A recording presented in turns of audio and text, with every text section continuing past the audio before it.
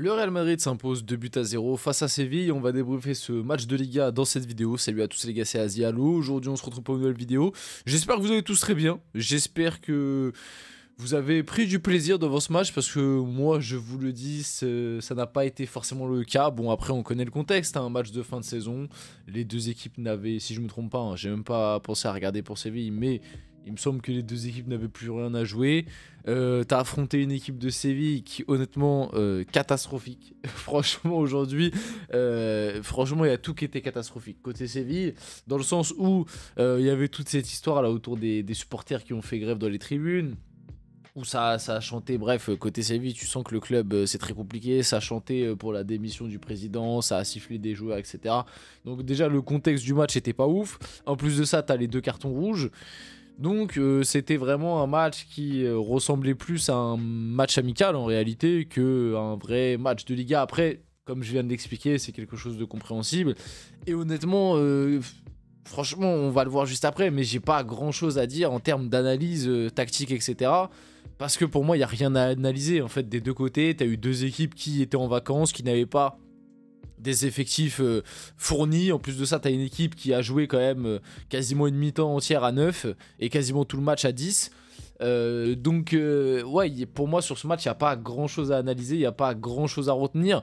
La vraie leçon de ce match, c'est un peu, encore une fois, parler de Kylian Mbappé, qui va sûrement, du coup, être Pichichi et est encore en course pour le soulier d'or. Donc, il y a un peu un sujet autour d'Mbappé. Vous allez voir, on va en parler. Mais mis à part ça, il n'y a pas de leçon pour moi à tirer de ce match. Encore une fois, on a vu un Real, moi, que j'ai trouvé très très faible. Alors bon, tu as eu beaucoup de rotations. Hein. Tu as joué avec une équipe plus que remaniée.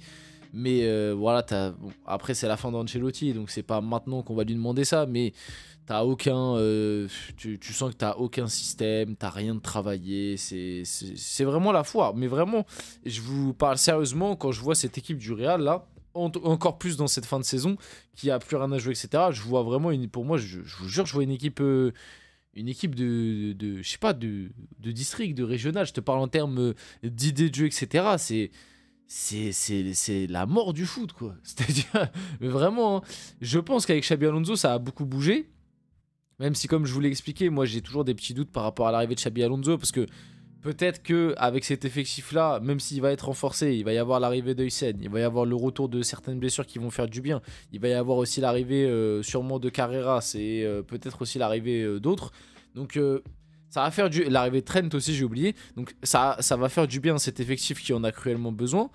Maintenant, il y a beaucoup de boulot. On va pas se mentir, Xabi Alonso, il va avoir énormément de travail. Il reste à voir s'il va réussir à tout mettre en place. On sait aussi que côté Real, tu as la gestion des égos à avoir. C'est pas que du travail tactique. Est-ce que Xabi Alonso va réussir à gérer ça? On verra. Et puis aussi au Real, t'as pas le temps. Si tu fais 6 premiers mois pourris, c'est mort. On va te dégager direct. Donc hâte de voir. En vrai, hâte de voir la Coupe du Monde des clubs. Moi, je vous le dis, la Coupe du Monde des clubs, elle me hype un peu. Juste pour voir le Real Madrid et aussi pour suivre le PSG en tant que supporter, mais voir entre guillemets ce nouveau Real Madrid dès du coup la Coupe du Monde des clubs, ça commence quand? Ça commence dans un mois à peu près. Il me semble que ça commence, ouais c'est ça, mi-juin. Donc dans à peine un mois, directement voir le nouveau Real Madrid avec nouvel entraîneur, nouveaux joueurs qui vont arriver, nouveau système, etc. Et même du coup je pense mentalement à un air frais, je pense que ça va être un peu l'attraction de la Coupe du Monde des clubs. Et bien évidemment on en parlera sur la chaîne. Voilà, franchement maintenant que j'ai dit tout ça, si vous êtes toujours là d'ailleurs n'hésitez pas à liker, commenter, partager, vous abonner, ça fait toujours plaisir, ça aide pour le développement de la chaîne. Parler du match en tant que tel, parce qu'on va quand même embrayer un petit peu sur le match, après on parlera un peu d'Mbappé, on ira faire un tour sur FootMob et parler de quelques individualités, même si... Est-ce que c'est vraiment utile de parler des individualités sur ce style de match où comme je dis en fait il y a... T'as rien à jouer. Le truc qui m'a un peu déçu côté Real, c'est que malgré que t'aies rien à jouer, tu marques quand même seulement à la... Il a la combienième le but d'Mbappé? 78e, un truc comme ça, 78, 79e. Je regarde vite fait, ouais, 75e, un peu plus tôt. C'est super tard. Je rappelle quand même qu'en face, t'as joué face à une équipe qui était neuve. Bon après, voilà, il n'y a pas eu une énorme intensité. La première mi-temps était assez... Enfin, le match était assez soporifique. Malgré tout, Séville, à 10 contre 11, a eu l'occasion de mettre le 1-0. L'erreur de Jacobo, elle est terrible. Jacobo, très très compliqué. Voilà, franchement, j'ai rien de plus à dire sur le match, hein. Qu'est-ce que vous voulez que je vous dise? Tactiquement, il n'y a rien à analyser. Même en termes d'individualité, comme je viens de l'expliquer, qu'est-ce que tu veux ressortir des individualités? Ouais, tu peux. Mbappé qui a marqué, qui a essayé. Il y a un vrai débat à faire autour d'Mbappé, par contre, par rapport à ça. C'est que bon, déjà, moi je continue de dire, et puis ça se confirme là sur les derniers matchs cette saison, mais Mbappé, quand il n'y a pas Vinicius, il est meilleur. Voilà, vous pouvez me dire ce que vous voulez. Vinicius, les peu de matchs où il n'y a pas eu Mbappé, je trouvais Vinicius meilleur. Et là, depuis que Vinicius, pardon, il est plus là, je trouve Mbappé meilleur. Voilà, donc faites ce que vous voulez. Je reste sur mon avis que les deux ensemble, ça va être très compliqué. Reste à voir maintenant, peut-être Xabi Alonso y arrivera. Mais en tout cas, à l'heure actuelle, moi je suis très sceptique par rapport à la cohabitation entre les deux. Il y a un autre débat à faire autour de Kylian Mbappé, c'est que ce mec est fort quand son équipe pue la merde en fait. C'est-à-dire que dès qu'il est dans une équipe qui collectivement, il y a un peu plus de cohérence, ou alors t'as des individualités autour qui ressortent, je sais pas, il veut se donner un rôle qui peut-être n'est pas le sien, qui fait que du coup ça le rend nul. Mais dès que l'équipe compte sur lui parce qu'il est tout seul et qu'il n'y a personne d'autre autour, entre guillemets, et ben en fait c'est là où tu arrives à tirer sa quintessence, entre guillemets.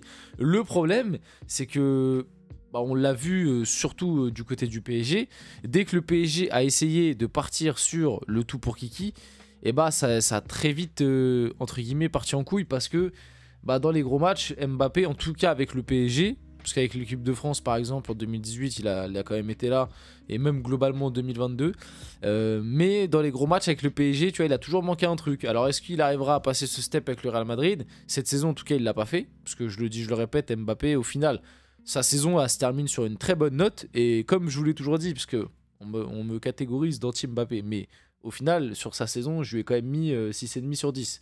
6,5 sur 10, croyez-moi qu'à l'échelle de ce Real Madrid cette année, ça reste une bonne note, et elle est méritée, parce que pour moi il fait 6 premiers mois catastrophiques et il fait une deuxième partie de saison où il est bien meilleur, même si sur la deuxième partie de saison, face à l'Atlético il est inexistant, et face à Arsenal il est plus qu'inexistant.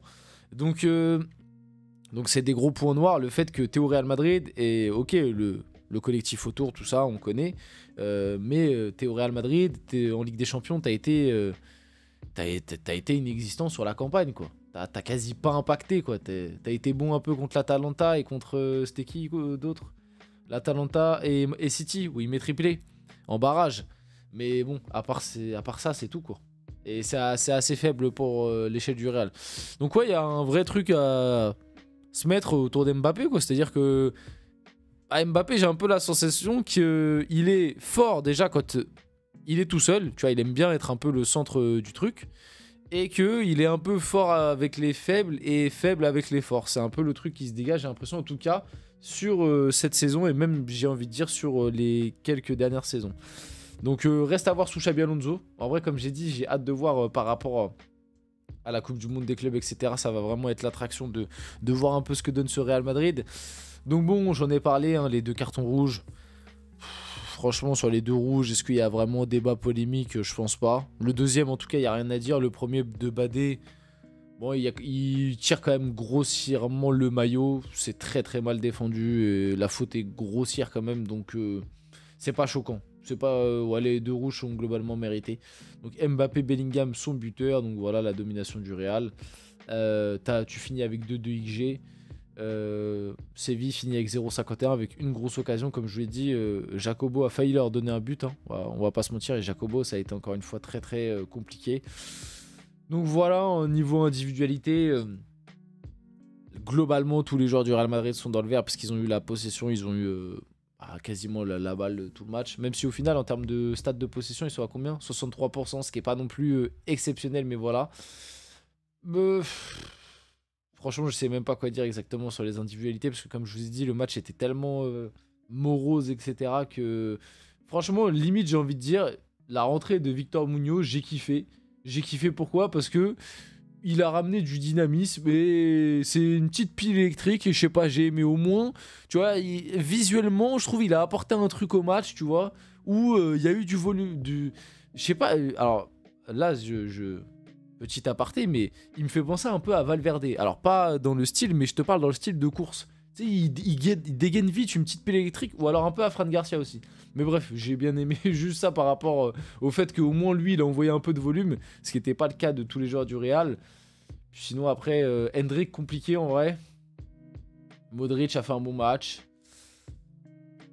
Franchement, après, voilà. Hein, que dire à part que Jacobo Ramon, je trouve que c'est très compliqué derrière et je pense que ça va être compliqué. Même s'il est jeune et tout, niveau Real Madrid, ça me paraît très juste. Et puis voilà, hein. Franchement, hâte de voir des matchs un peu plus sérieux du Real avec une meilleure équipe. C'est pour ça que je vous dis, j'attends la Coupe du Monde des clubs avec impatience. On finit le débrief là-dessus. J'espère que ce débrief vous a plu. Si c'est le cas, n'hésitez pas à liker, commenter, partager, vous abonner. Les gars, c'était Aziel. On se retrouve très rapidement pour une prochaine vidéo.